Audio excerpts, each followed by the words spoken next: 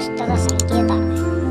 ಒಂದು ದಿನ ಸಂಜೆ ಕಾಡಿನಲ್ಲಿ ಕಟುವಾದ ಬಿಸಿಲು ವರ್ಷಕ್ಕೆ ಮುಂಚೆ ಬರುವ ಬಿಕ್ಕಟ್ಟಿನ ಸೂಚನೆ ನೀಡಿದಂತಾಗಿತ್ತು. ನದಿಗಳು ಒಣಗತೊಡಗಿದವು. ಆಹಾರದ ಕೊರತೆ ಕಾಣಿಸಿಕೊಂಡಿತ್ತು. ಕೆಲವು ಪ್ರಾಣಿಗಳು ಬೇರೆ ಕಡೆ ತೆರಳುವ ಯತ್ನವನ್ನು ಆರಂಭಿಸಿದವು. ಆದರೆ ಆನೆ ಆನಂದ ತನ್ನ ದೊಡ್ಡ ಮಗದವನು ನಾವು ಈ ಬಿಕ್ಕಟ್ಟನ್ನು ಸಹಕಾರದಿಂದ ಗೆಲ್ಲಬಹುದು ಎಂದು ಘೋಷಿಸಿದ. 2ನೇ ಅಧ್ಯಾಯ ಸಭೆಯ ಸಂಚಲನ. ಆನೆ ಎಲ್ಲ ಪ್ರಾಣಿಗಳನ್ನು ಒಂದೆಡೆ ಕರೆದು ಸಭೆ ಏರ್ಪಡಿಸಿತು. ಇದು ಎಲ್ಲರ ಸಮಸ್ಯೆ ಬಗೆಹರಿಸಲು ಎಲ್ಲರೂ ಸಹಕಾರ ಬೇಕು ಎಂದ ಆನಂದ.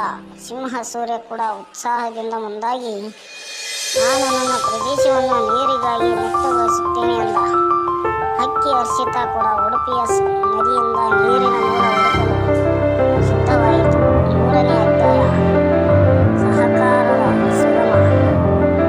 ಪ್ರತಿ ಪ್ರಾಣಿ ತನ್ನ ಪಾತ್ರವನ್ನು ನಿರ್ವಹಿಸತೊಡಗಿತು. ಕಪಿ ಕೀರ್ತಿ ಹಣ್ಣುಗಳನ್ನು ಹಂಚಿಕೊಳ್ಳಲು ಮರದ ಮೇಲೆ ಚುರುಕುತನ ಪ್ರದರ್ಶಿಸಿದಳು. ಮೊಸಳೆ ಮೋಹನ್ ತನ್ನ ಎಣ್ಣೆಗಲ್ಲು ಶಕ್ತಿಯಿಂದ ನದಿಯ ಹರಿವು ಬದಲಿಸಿ 4 ತಡೆ ನಿರ್ಮಾಣ ಮಾಡುತ್ತಿದ್ದ. ಹುಲಿ ಹರ್ಷ ತನ್ನ ಬಲವನ್ನು ಉಪಯೋಗಿಸಿ ಭಯ ಉಂಟು ಮಾಡದೆ ಸಹಾಯ ಮಾಡಲು ಯತ್ನಿಸಿದ. 4ನೇ ಅಧ್ಯಾಯ ಆತಂಕದ ಬೆಳಕು.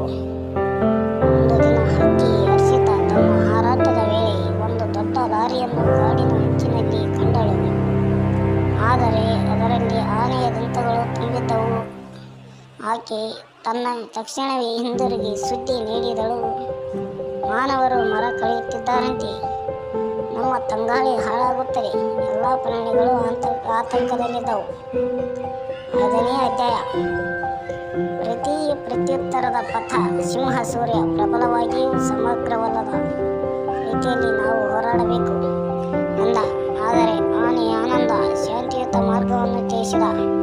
ನಾವು ಬುದ್ಧಿಮತ್ತೆಯಿಂದ ಮಾನವರನ್ನು ಓಡಿಸಬೇಕು ಎಂದು ಹೇಳಿದ. ಹಕ್ಕಿ ಹರ್ಷಿತ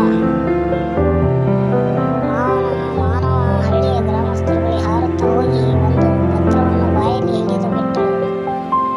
ದಯವಿಟ್ಟು ನಮ್ಮನ್ನು ಉಳಿಸಿ. ಗ್ರಾಮಸ್ಥರು ಕೂಡ ಪರಿಸರದ ಕಾಳಜಿಯೊಂದಿಗೆ ಮರ ಕಡಿತವನ್ನು ನಿಲ್ಲಿಸಿ ಪರಿಸರ ಇಲಾಖೆಗೂ ಮಾಹಿತಿ ನೀಡಿದರು. 6ನೇ ಅಧ್ಯಾಯ ಗೆಲುವಿನ ಘಳಿಗೆ. ನದಿ ಮತ್ತೆ ಹರಿಯಲು ತೊಡಗಿತು. ಹಸಿರು ಮರಗಳು ಚಿಗುರುತ್ತಾ ನವಜೀವನ ನೀಡಿದವು. ಎಲ್ಲ ಪ್ರಾಣಿಗಳು ತಮ್ಮ ತಮ್ಮ ಊರುಗಳತ್ತ ಮಾಡಿದವು. ಸಹಬಾಳ್ವೆಯಿಂದ ಬಿಕ್ಕಟ್ಟನ್ನು ಜಯಿಸಿದ ಸಂತೋಷ ಎಲ್ಲರ ಮುಖದಲ್ಲಿತ್ತು. 7ನೇ ಅಧ್ಯಾಯ ಸಂದೇಶದ ಸರಪಳಿ.